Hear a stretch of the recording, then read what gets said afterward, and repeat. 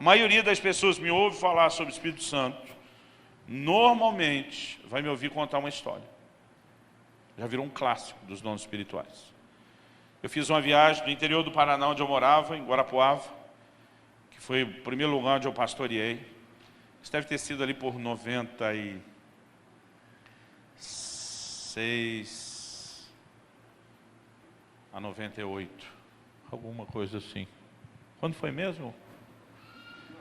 Com certeza não foi antes de 96, não sei se foi depois. Perdão. Eu fui pregar numa igreja, estava umas 4 horas de distância, na cidade do norte do Paraná, chamada Arapongas. E a gente saiu de Guarapuava, andou mais ou menos 1 hora, saímos meio-dia, lá para 1 nós paramos numa churrascaria. E comemos, conversamos, mais comemos do que conversamos, não sei. Ficamos mais ou menos 1 hora parada lá. O pastor que foi comigo gostava muito de comer, irmãos, ele. Aí, isso significa que se a viagem era 4 horas, com essa parada de 1, ia levar 5. A gente saiu meio-dia, a média, a expectativa era chegar ali a partir das 5. Lá para umas 4 horas da tarde, do nada, mas do nada, me deu vontade de comer pamonha.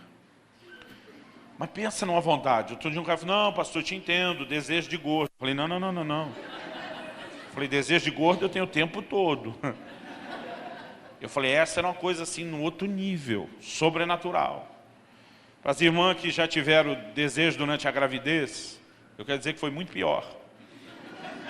Para os homens que têm o coração no bolso, na carteira, eu vou te dizer, o desespero pela pamonha era tão grande, que eu pagava R$50 uma pamonha sem titubear. Irmão, é feio falar assim, mas para tentar explicar o desespero, parece que uma coisa entrou em mim, queria comer pamonha. Pamonha, eu precisava comer pamonha, me deu um desespero. E eu falei para o outro pastor que estava dirigindo, falei, velho, você vê uma barraca de pamonha, para, que eu preciso comprar uma. Eu só lembro dele me olhando por cima do óculos, perguntando, e cabe? Fazia 2 horas que nós tínhamos saído da churrascaria. Eu falei, se não couber, eu levo para a viagem. Aí cada vez que eu via de longe uma barraca dessas de madeira, beira de estrada, né, eu dizia, reduz, se você passar vai ter que voltar. Mas estava fechada, uma outra fechada. Não era a época da colheita do milho. E eu sei que acabou que era perto aí das 5. A gente passou a Apucarana, para quem conhece lá, tinha 17, 18 quilômetros para chegar na Pongas. Eu já tinha praticamente desistido. Aí ele me cutuca, falou, ainda quer a pamonha? Eu falei, por quê? Ele diz, olha lá. Eu penso no outdoor gigante, pamonha. Eu falei, não, para o cara fazer um outdoor desse tamanho, tem pamonha o ano inteiro, congelada, o que for. Aí eu falei para ele, encosta. Quando ele encostou o carro, hoje duplicaram aquela rodovia, já não tem mais. Tinha essa barraca aí. Quando ele encostou o carro pelo acostamento e entrou no terreno onde eles vendiam, eu desci do carro. A primeira coisa que eu reparei, tinha um cara encostado. Eu não sei se era um muro ou uma cerca, alguma coisa que dividia o terreno. A primeira pessoa que eu reparei foi ele. E eu reparei que ele olhava fixadamente para mim. É uma forma mais bonita de dizer que o cara estava me encarando. Não tirava os olhos de mim. E aquilo me incomodou. Irmão, desde os 15 anos de idade, quando eu fui batizado no Espírito Santo, eu nunca mais briguei com ninguém. Mas até os 15, só Deus sabe o quanto foi. Eu cresci no subúrbio de Campinas, que no índice percentual, querido, na violência, ela ganha de Rio e São Paulo. É a segunda maior cidade de São Paulo, mas é muito violenta. Eu cresci na periferia, no subúrbio. Então, desde cedo, você aprende as leis da sobrevivência. Te olhou feio, você olha também. Te encarou, você encara de volta. Né? E, às vezes, quem chamar para a briga primeiro é o mais valente. Não é nem que quer ter a briga. Às vezes, ele quer intimidar e garantir que não vai ter. E tem hábitos que você cria que, às vezes, demora você se livrar deles.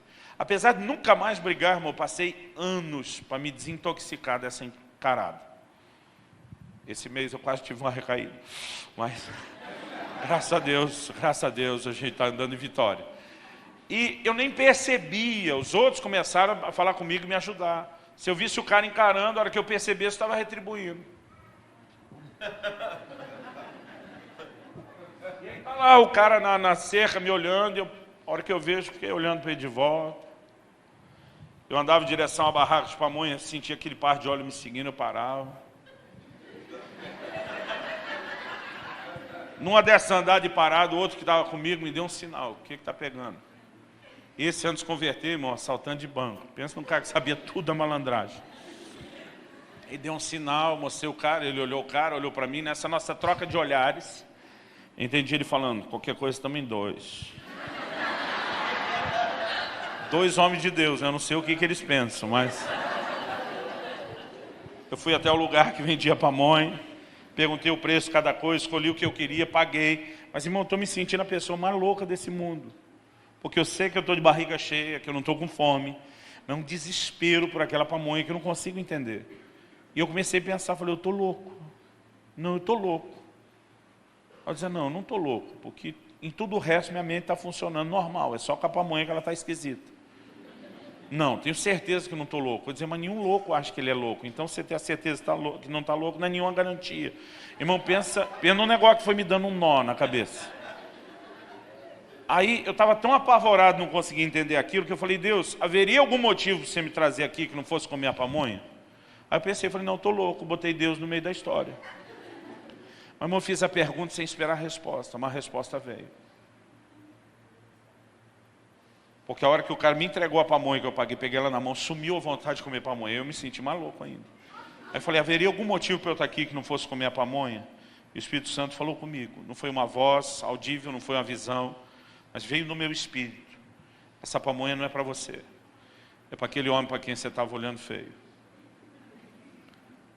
Essa voz interior me disse assim, ele me pôs à prova.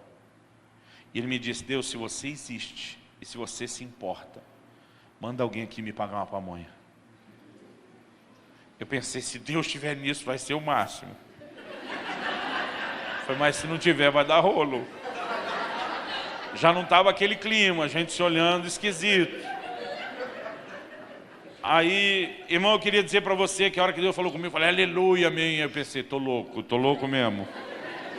Olhar para o cara me olhando, olhar para a pamonha. Pensei, só tem um jeito de descobrir.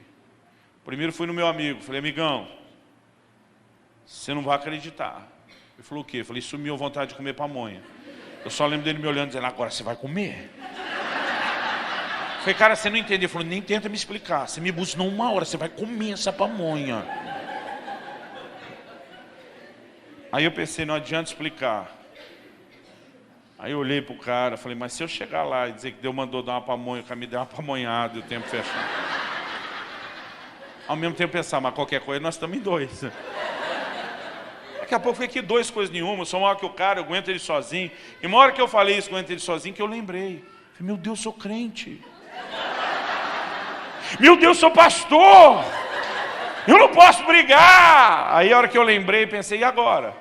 Como é que eu vou lá falar que Deus mandou eu pagar para a mãe se eu estava olhando torto?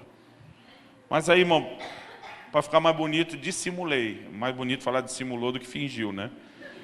Pensei, o cara não me conhece, não sabe como eu sou. Eu vou interpretar uma personagem de que eu sou esse cara mal-humorado, que olha torto, que fala estranho, porque ele não sabe como eu sou. Eu pensei, só tem um jeito de saber se Deus está nisso ou não. Lembrei lá daquele conselho dos 15 anos, irmão, já era pastor. Falei, vou fazer a checagem, a conferência profética. Peguei a pamonha. Fui na direção dele ainda olhando meio torto por cima. Aquela ginga. Cheguei. Eu brinco que tem testemunho que a gente conta que é baseado em fatos reais. Você já dá uma florida. Cheguei mais ou menos perto de onde ele estava, uma distância de segurança ainda. Ainda olhando meio torto para ele. Falei, aí, pode te parecer estranho, hein? Mas Deus mandou aqui para lhe pagar uma pamonha. Por dentro, eu estava assim, ó. Por fora eu mantive a cara de paisagem. Deus mandou te pagar uma pamonha, hein? Na hora que eu falei isso, os olhos dele encheram de lágrimas. E começaram a escorrer. Eu não precisei fazer a checagem, que ele se antecipou. Ele falou, moço, faz 3 dias que eu não como. Eu não aguento mais de fome. Ele falou, 1 hora atrás. Quando ele falou 1 hora, eu fiz as contas, irmão. Foi exatamente a hora que me deu a vontade. Foi 1 hora atrás, eu cheguei nesse lugar, falei, Deus. Ele falou assim para mim, eu desafiei Deus. Falei, Deus, se você existe, e se você se importa, manda alguém aqui me pagar uma pamonha. Ele falou assim, eu já estava quase desistindo e indo embora. Aí você chegou, e eu ficava olhando pensando, será que é esse? A gente vê briga onde não tem, irmão. Eu tenho um amigo meu que fala assim, cara feia para mim é fome, né? Que estava certo. Ele diz, eu não conseguia tirar os olhos do Senhor pensando, será que é esse? Eu fiquei com a vontade de enterrar minha cabeça feito um avestruz. Mas nessa hora, querido, é aquela coisa de você, Deus faz um movimento, você faz o outro. Nessa hora, o Espírito Santo falou comigo. A razão pela qual ele pediu a pamonha não era por causa da fome. O Senhor me diz, ele vem de uma igreja que ensina a ele que ele cometeu um pecado mortal para o qual não existe perdão.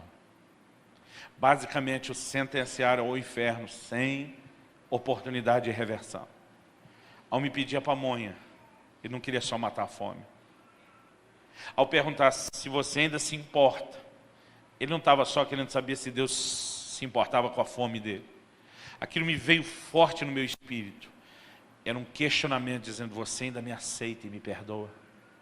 O Senhor falou comigo, diga o que está por trás da mensagem da pamonha. E uma hora que eu falei, você é um crente desviado da igreja assim. Esse cara chorava, ele urrava, mas foi um negócio assim, Deus veio e veio com força. Eu saí dali tão impressionado que não conseguia conversar com o meu colega ali sobre o assunto. Nós chegamos na casa do pastor, que estava nos esperando pertinho. Quando entramos na casa dele, pensa num café colonial, Ralf. Cara, uma mesa assim. Não, que bom que você chegar, vamos tomar um café. Eu falei, pelo amor de Deus. Eu falei, nós saímos de uma churrascaria agora há pouco. A hora que eu falei isso, meu amigo Boca Grande falou, mas para parar, comprar uma pamonha, podia. Aí, eu com vergonha do que ele falou, porque parecia que estava mentindo, quis me explicar. Falei, não, o negócio da pamonha me deu uma vontade de comer pamonha louca. Eu falei, quando cheguei lá e comprei a pamonha, sumiu a vontade de comer pamonha. Aí eu perguntei para Deus, Deus me disse que a pamonha não era para mim, era para o cara. Aí esse meu amigo falou, por isso você foi lá no canto. Eu falei, foi, eu dei a pamonha para ele. Mas Deus me falou isso, a hora que eu fui contando a história, o pessoal na mesa me ouvindo começou a se emocionar. Mulher